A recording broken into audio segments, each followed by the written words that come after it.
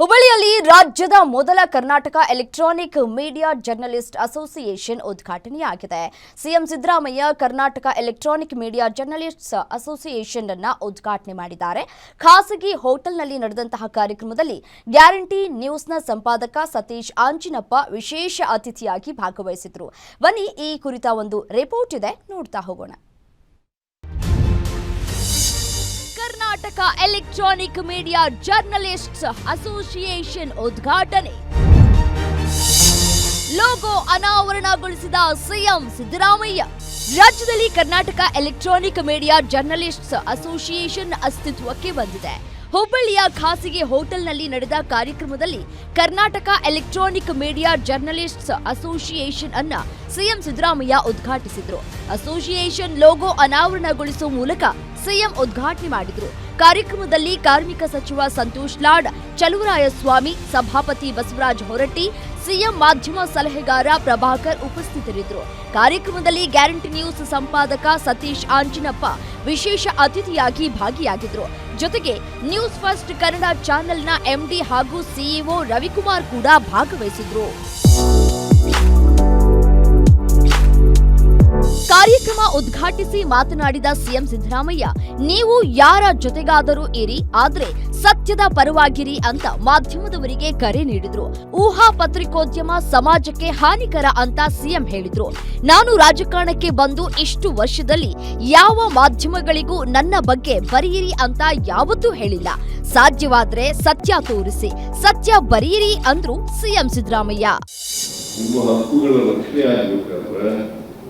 ನಿಮಗೆ ನ್ಯಾಯ ಸಿಗಬೇಕಾದ್ರೆ ನಿಮಗೆ ಎಲ್ಲ ರೀತಿಯಲ್ಲೂ ಅವಕಾಶಗಳು ಸಿಗಬೇಕಾದ್ರೆ ನೀವು ಸಂಘಟನೆ ಆಗಲೇಬೇಕು.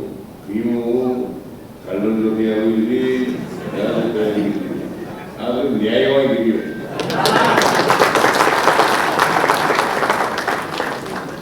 ವಸ್ತುಸ್ಥಿತಿಯನ್ನು ಆಧಾರವಾಗಿ ತಿಳಿದು ನೀವು ಜನರ ಕೆಲಸ ಮಾಡಿ, ಸತ್ಯ ಹೇಳ್ತಕ್ಕಂಥ ಪ್ರಯತ್ನವನ್ನು ಮಾಡಿ. ಯಾಕೆಂತಂದ್ರೆ ಜನ ನಿಮ್ಮ ಮೇಲೆ ಬಹಳ ಭರವಸೆಯನ್ನ ಇಟ್ಕೊಂಡಿದ್ದಾರೆ. ಆ ಭರವಸೆ ಯಾವ ಕಾರಣಕ್ಕೂ ಕೂಡ ಸುಳ್ಳಾದ ರೀತಿಯಲ್ಲಿ ನೋಡ್ಕೊಳ್ತಕ್ಕಂಥ ಕೆಲಸ. ಈ ವೇಳೆ ಬ್ಲಾಕ್ ಮೇಲ್ ಮತ್ತು ಕೀಳುಮಟ್ಟದ ಸುದ್ದಿ ಮಾಡ್ತಾ ಇರುವ ಯೂಟ್ಯೂಬ್ ಚಾನೆಲ್ಗಳು ಸಮಾಜಕ್ಕೆ ಶಾಪವಾಗಿದ್ದು, ಇಂಥವರಿಂದ ಪತ್ರಿಕೋದ್ಯಮದ ಘನತೆ ಹಾಳಾಗಿದೆ. ಹೀಗಾಗಿ ಯೂಟ್ಯೂಬ್ ಚಾನೆಲ್ಗಳ ಹಾವಳಿ ತಡೆಯಲು ಅವರಿಗೂ ಲೈಸೆನ್ಸ್ ಕಡ್ಡಾಯಗೊಳಿಸಬೇಕು ಎಂದು ಸಿಎಂಗೆ ಸಂಘ ಬೇಡಿಕೆ ಸಲ್ಲಿಸಿತು. ಈ ಬಗ್ಗೆ ಪ್ರತಿಕ್ರಿಯಿಸಿದ ಸಿಎಂ ಸಿದ್ದರಾಮಯ್ಯ, ಯೂಟ್ಯೂಬ್ ಚಾನೆಲ್ಗಳ ಆರಂಭಕ್ಕೆ ಪರವಾನಗಿ ನಿಗದಿ ಮಾಡುವ ಬಗ್ಗೆ ಪರಿಶೀಲಿಸುವುದಾಗಿ ಹೇಳಿದರು. ಸೇರಿದಂತೆ ಡಿಜಿಟಲ್ ಮಾಧ್ಯಮಕ್ಕೆ ಯಾವುದೇ ಲೈಸೆನ್ಸ್ ಇಲ್ಲ. ಅವಕ್ಕೂ ಕೂಡ ಲೈಸೆನ್ಸ್ ತಗೊಳ್ಳೋ ರೀತಿಯಲ್ಲಿ ಮಾಡಿ ಅಂತ ಹೇಳಿದೆ. ಅದ್ರ ಬಗ್ಗೆ ನಾವು ಪರಿಶೀಲನೆ ಮಾಡ್ತೀವಿ. ಕಾರ್ಯಕ್ರಮದಲ್ಲಿ ಸಿಎಂ ಸಿದ್ದರಾಮಯ್ಯ ಅವರನ್ನ ಸನ್ಮಾನಿಸಿ ಕಿರು ಕಾಣಿಕೆ ನೀಡಿ ಗೌರವಿಸಲಾಯಿತು. ಇದೇ ವೇಳೆ ಗ್ಯಾರಂಟಿ ನ್ಯೂಸ್ ಸಂಪಾದಕ ಸತೀಶ್ ಆಂಜಿನಪ್ಪ ಅವರನ್ನ ಸನ್ಮಾನಿಸಲಾಯಿತು. ಸನ್ಮಾನ ಸ್ವೀಕರಿಸಿ ಮಾತನಾಡಿದ ಗ್ಯಾರಂಟಿ ನ್ಯೂಸ್ ಸಂಪಾದಕ ಸತೀಶ್ ಆಂಜಿನಪ್ಪ, ಮಾಧ್ಯಮ ಮಿತ್ರರಲ್ಲಿ ಒಗ್ಗಟ್ಟಿಲ್ಲ ಅನ್ನೋದು ಸುಳ್ಳು ಅನ್ನೋದನ್ನ ಸಾರಲು ಈ ಕಾರ್ಯಕ್ರಮಕ್ಕಿಂತ ಬೇರೆ ಸಾಕ್ಷಿ ಬೇಡ ಅಂದ್ರು.